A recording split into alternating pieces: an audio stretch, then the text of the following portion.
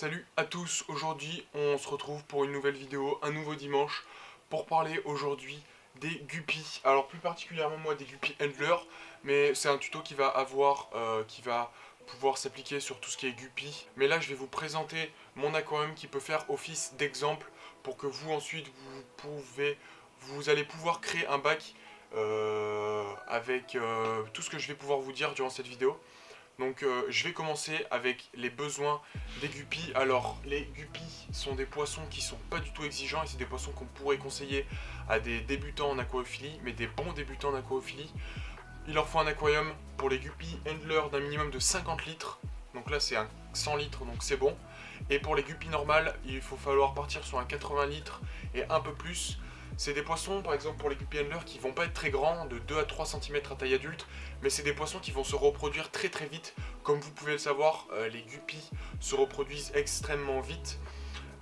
Donc c'est pas un poisson qui individuellement va polluer beaucoup, mais c'est un poisson qui, à force de d'avoir une descendance, il va y avoir beaucoup de poissons dans un bac, et donc il va falloir encaisser cette pollution. Donc si vous avez un trop petit bac, il y aura beaucoup trop de pollution, et il va y avoir nitrate, nitrite, ammoniac, et vos poissons vont mourir.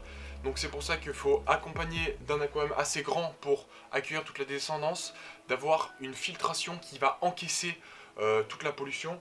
Donc on conseille toujours de 5 à 10 fois le volume de votre bac selon le degré de pollution de vos poissons.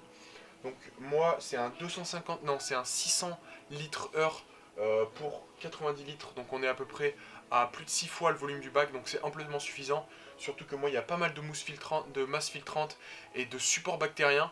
Sous le substrat il y a une couche de supports bactériens, donc les supports bactériens c'est ce qui va transformer toutes vos pollutions des poissons, des plantes, tout ça, en éléments qui vont pas être dangereux pour vos poissons. Donc c'est important d'avoir pas mal de supports bactériens dans votre bac.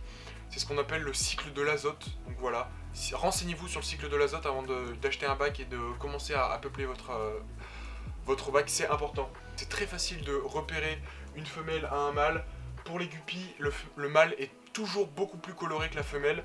Après, si vous commencez à vous lancer dans la sélection, vous allez voir qu'il peut y avoir des femelles qui sont très très belles. Mais par exemple, pour moi qui n'ai vraiment aucune sélection de mes poissons, on peut voir que toutes les femelles sont grises et que beaucoup de mâles ont très peu de couleurs quand ils sont alevins. Et ensuite, en grandissant, on peut voir que beaucoup de poissons deviennent très très jolis et prennent des couleurs qui sont vraiment magnifiques. C'est ça qui est super intéressant dans le guppy, c'est qu'on peut vraiment avoir des sélections de poissons avec différentes voiles, différentes nageoires, et c'est vraiment super magnifique.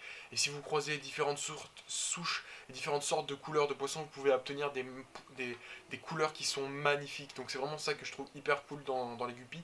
Et c'est le fait d'avoir beaucoup de reproduction. Le guppy, c'est un poisson qui se maintient avec de l'eau du robinet. Bien sûr, il faut faire attention avec l'eau du robinet. Il ne faut pas balancer de l'eau du robinet direct dans le bac. D'abord, il faut qu'elle soit à la même température que l'eau de votre bac. À savoir que ce sont des poissons tropicaux, donc entre 24 et 26 degrés autour de ça. Et ensuite, c'est un poisson qui a besoin d'un pH qui est assez élevé, donc 7-8.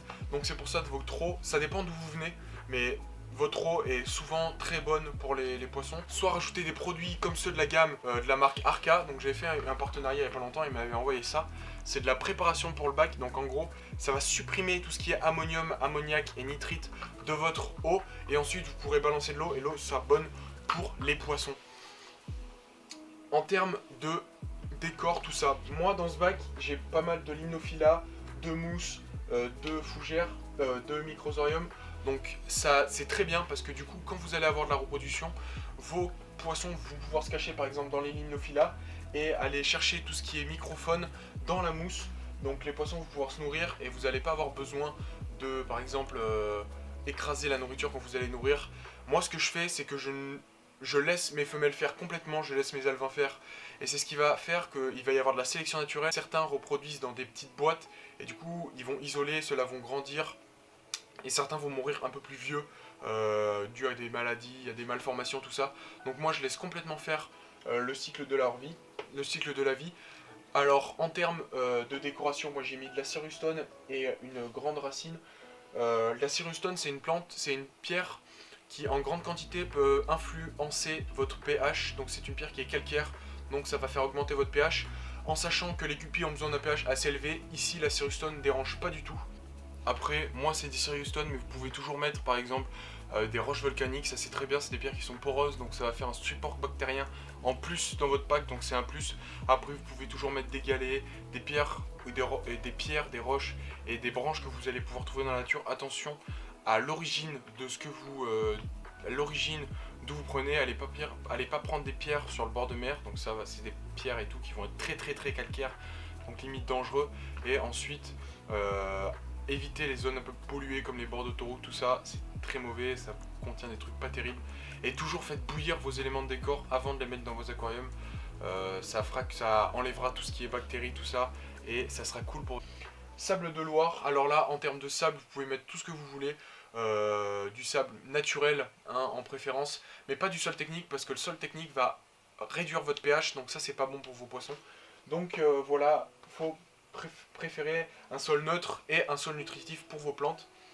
Donc préférez des plantes à tiges qui vont pouvoir offrir un peu de cachette à vos poissons, même si l'éclairage les dérange pas forcément. C'est des poissons qui sont très vifs, ils vont tout le temps bouger, ils vont tout le temps chercher la nourriture, donc il faut peut-être les nourrir 1 à 2 fois par jour, ce qui est bien pour eux. En termes de nourrissage, mes poissons je les nourris avec de la nourriture Ikari. La nourriture Ikari, donc c'est de la très bonne nourriture qui apporte pas mal de nutriments à vos poissons. Donc c'est des toutes petites billes comme ça que je mets sur la surface et ils viennent les manger et franchement ils raffolent de ça. Et je les nourris de nourriture vivante en congelé, Noplida, Artemia, vers de vase et voilà, franchement ils kiffent. C'est des poissons qu'il faut varier la nourriture, donc n'hésitez pas à mettre par exemple des petites courgettes, tout ça, ils vont kiffer leur race. Et franchement c'est des poissons hyper cool, j'en ai depuis presque 3 ans.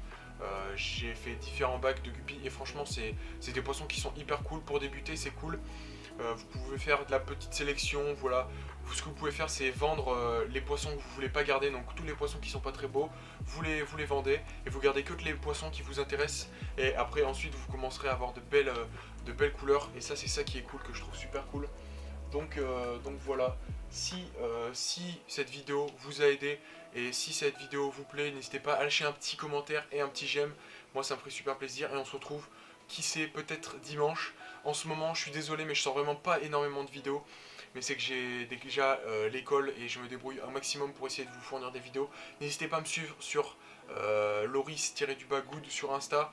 Je suis bien plus actif que sur YouTube, c'est vraiment dommage que je puisse pas faire beaucoup plus de vidéos, mais en ce moment j'ai pas trop de sujets de vidéos à faire, donc n'hésitez pas à me proposer des petites idées de vidéos dans les commentaires et peut-être que je les réaliserai. Mais en tout cas voilà, merci d'avoir suivi cette vidéo jusqu'à la fin.